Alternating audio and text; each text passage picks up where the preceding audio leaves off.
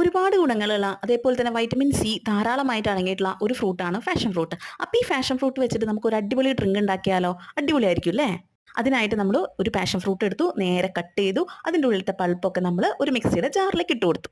എന്നിട്ട് അതിലേക്ക് നമ്മൾ നമ്മുടെ ഇഷ്ടത്തിനനുസരിച്ച് പഞ്ചസാര, നമുക്ക് എത്രത്തോളം വേണോ അതനുസരിച്ച് നമ്മൾ പഞ്ചസാര ആഡ് ചെയ്ത് കൊടുക്കുക. എന്നിട്ട് അതിലേക്ക് നമ്മൾ പുതിനയുടെ ഇല ചേർത്ത് കൊടുക്കുക. ഉണ്ടെങ്കിൽ ഇട്ട് കൊടുത്താൽ മതി, ഇട്ട് കഴിഞ്ഞാൽ അടിപൊളിയാണ്. അപ്പം നമ്മുടെ വീട്ടിലുണ്ടായതാണ്. അപ്പം നമ്മൾ അതിൽ നിന്ന് കുറച്ച് പൊട്ടിച്ച് കൊണ്ടുവന്നു.